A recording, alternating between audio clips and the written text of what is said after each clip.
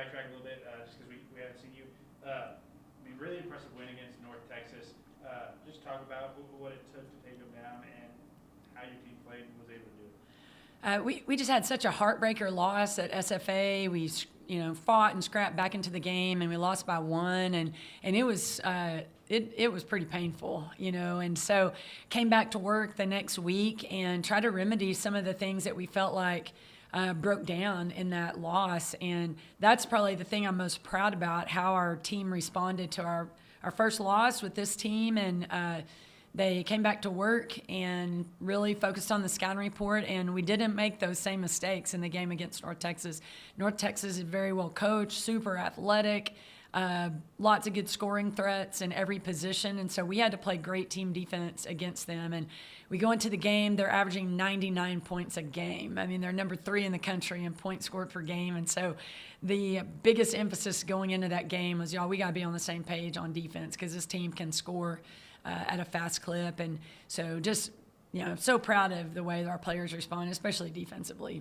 And that brings me to my very next point. The offense did what they did, but you limited North Texas to just one single three-pointer throughout the entire game. I think it was 3% shooting.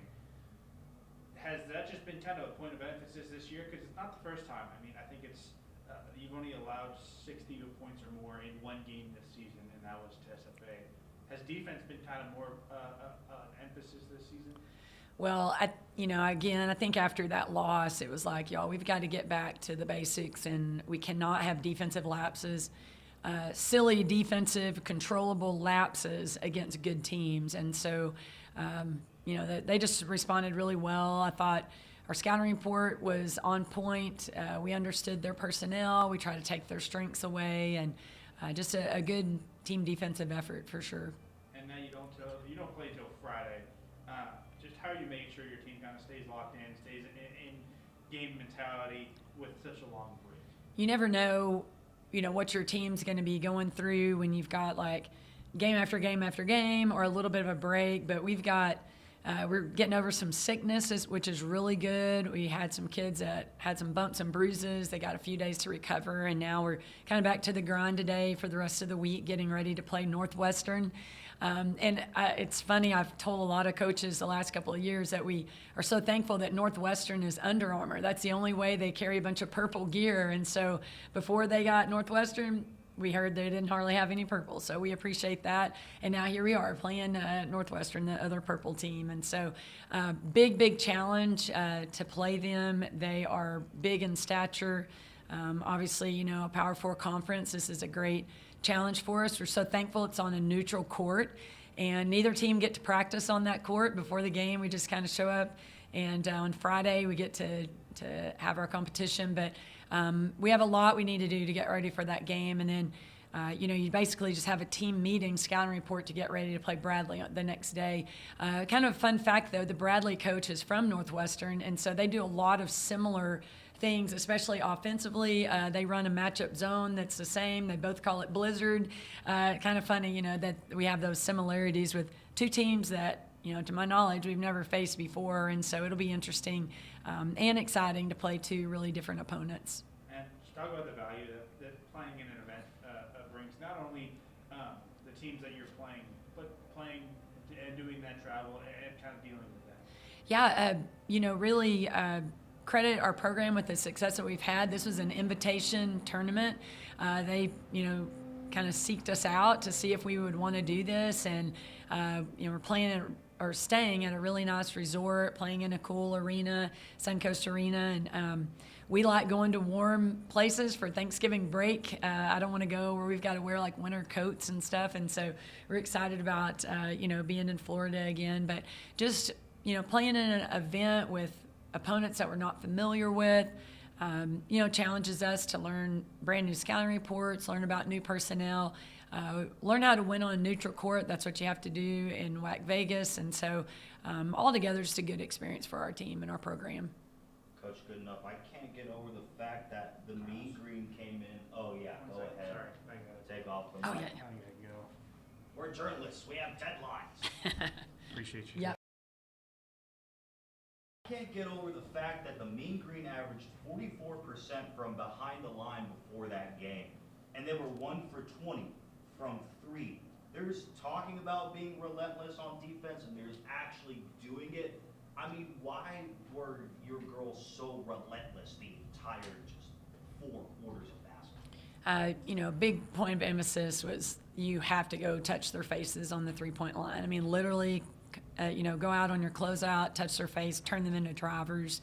And, when you're a three-point shooter, you're just locked in on your shot, even if someone's, like, contesting your shot. And I felt like they just, tried to put up a lot of shots that weren't open. And our players did a great job of following that key to the game, just, making sure that we're contesting shots or turn them into a driver. And so, just appreciate our players locking into that and trusting that.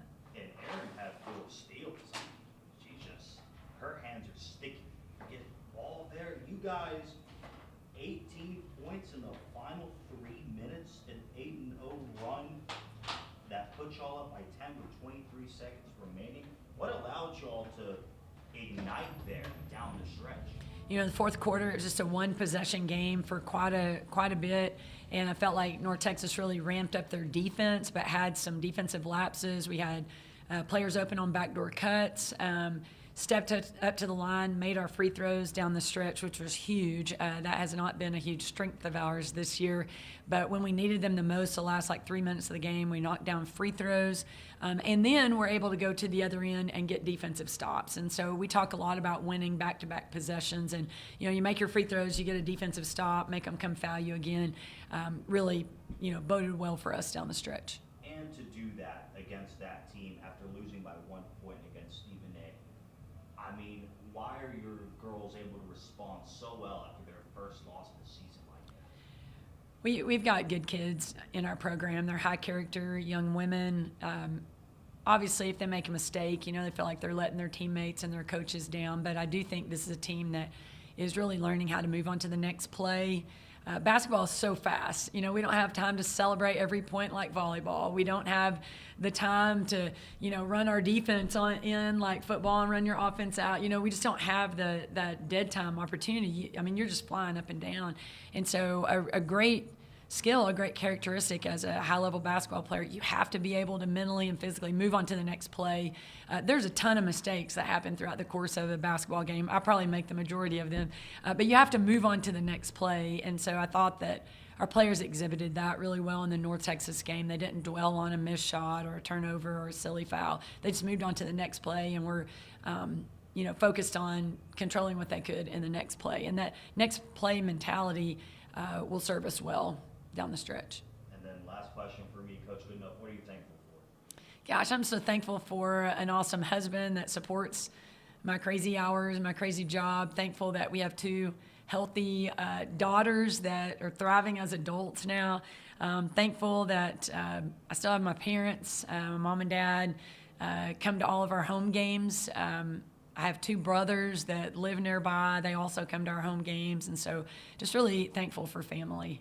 Thank you so much. Coach, early in the year, a lot of new faces. How have you kind of seen them grow and develop in your scheme and your program? Yeah, want to shout out to our freshmen. It's hard being a freshman. It's hard to make that jump from high school ball to Division I, whether you played 2A or you played 6A. It's a huge jump in the pace, the speed of the game, the physicality. I think our freshman class is doing a great job. In particular, our big country flash, Riley Groman, she's become like our 6th or 7th man and just really coachable. All she does is goes out and she's stable. She doesn't go out and try to make these heroic plays. She just comes in and kind of rights the ship. She's done just a great job of being very consistent game after game. And I would say the same thing about Molly Doherty. She's come in and, these 2, Riley and Molly, they're backing up Aaron and Peyton. And we don't need them to come in and do anything heroic. They just need to come in and make sure that they're taking care of the ball. They're taking open shots, communicating on defense, and they've really filled that role well. The other freshman, Emma Doherty, she's playing behind Tolly and Emma, and same thing. She's learning from them every day. She comes in with this tenacity that we really need to see from her. Bree Riley, the other freshman, she is just so analytical about everything. She's has the hardest job on the team being a point guard. She's got so much to know, so many decisions to make, and just really proud of her progress just week by week.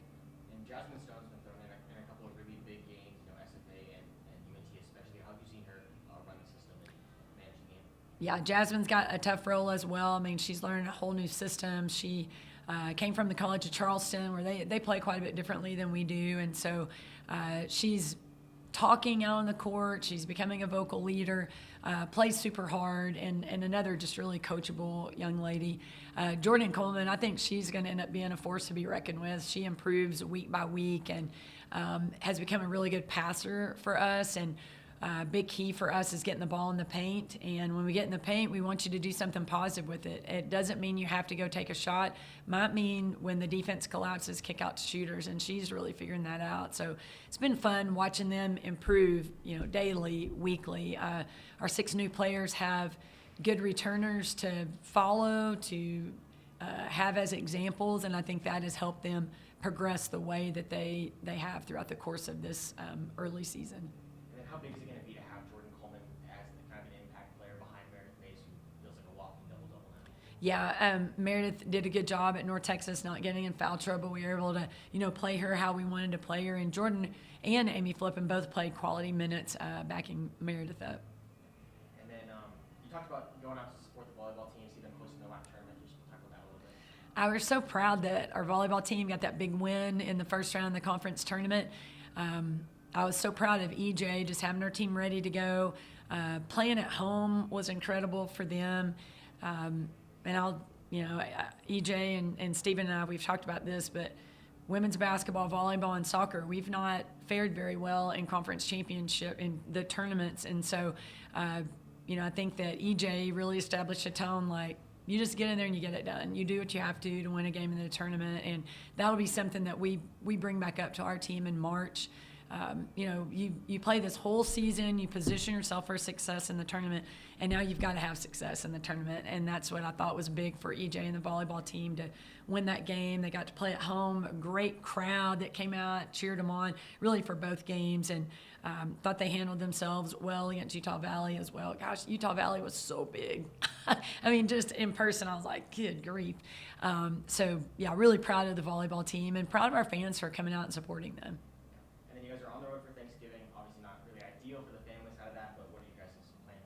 Yeah, we travel every Thanksgiving. That's part of being a Division I basketball coach, Division I basketball player. Probably not seeing your family for Thanksgiving unless they can meet you where you're going. Might not get to see everybody for Christmas. You have like 5 days off, and you hope that you do not have a spring break. That means you had not a very good season. And so not a lot of holidays for basketball, which is fine. That's great. Thanksgiving, we have, about 20 family members of our players that are joining us for Thanksgiving lunch on Thanksgiving Day, which is a lot. We really, we're excited for all those families to come. We're going to see the Stone family, the Coleman family, the Doherty family. They'll all be there for Thanksgiving, and those are some that have not been able to come to home games. And then we've got some of our diehards that come to all the home games that will be there as well. So we're excited about spending, that Thanksgiving Day with them and being able to hang out with them. We've got some fun team activities planned on Thanksgiving Day as well, just to get out and enjoy Florida. So it'll be really fun. If I have my choice, we're always going to go somewhere warm for Thanksgiving, so we can wear shorts and maybe a long sleeve shirt. And we had a great Thanksgiving tournament at Miami last year. We want to, really have great success on the court for this one, playing Northwestern and Bradley. We already have next season scheduled to go to Jacksonville, Florida. So we like going to the beach setting and the warmer climate. But, as a basketball player, you just know you're probably not going to see your family unless they can travel. And I want to go somewhere really fun where our players will have great memories and talk about, remember that trip we went on my junior year, my sophomore year. So we're looking forward to a good trip to Florida. And we'll kind of be passing the guys in the air, I guess. They're coming back from Jacksonville. We'll be going down to Fort Myers. And then how big is it to be able to travel so many people to kind of have a at-home sort of feel in those games? Oh, yeah. In the last couple of seasons, we've had, big showings at the Thanksgiving tournaments. We were actually in Annapolis a couple of years ago, and we were in Miami last year. And, man, it has so many parents and family members that came. And you don't see that a lot, on the road or neutral site. And so I would bet that we have the biggest crowd there. I'm going to count on our fans. We've got some people that are just coming in on Friday for the game that we won't see on Thanksgiving. So, yeah, looking forward to seeing a sea of purple. And I will tell you, at North Texas, it was their elementary kid game. There were tons of kids there, so there was not like reserved seating, anything like that. So our fans were able to sit at half court across from our bench, sea of purple right in the middle. It was phenomenal. They did a lot of officiating from up there and just a lot of cheering, but it's so fun when you go on the road and you have the Wildcat Nation show out like they did. And then right after Thanksgiving, you guys can have your elementary kid game. Yeah. For the second, how excited are you for that? Yeah, that's always fun. We'll be getting ready for that on Sunday. Probably not talk about it or mention it to our players much. I mean, they know it's coming up. But the cool thing about where it falls on the calendar, we're literally playing 4 games in a row at 11 a.m., which is an odd time to play, but 4 in a row. We'll be really good at it by December 2nd. And I thought our players handled the early start really well at North Texas, and so we kind of know what that day looks like and that routine. So we get to do that on Friday and Saturday. Kind of touch on that with the 4 games in a row at 11 a.m. Does that force you to change your routine at all, whether it's the day of the game or the night before? Well, obviously you don't have a shoot around. We're not going to get up and go shoot around at 6 or anything like that.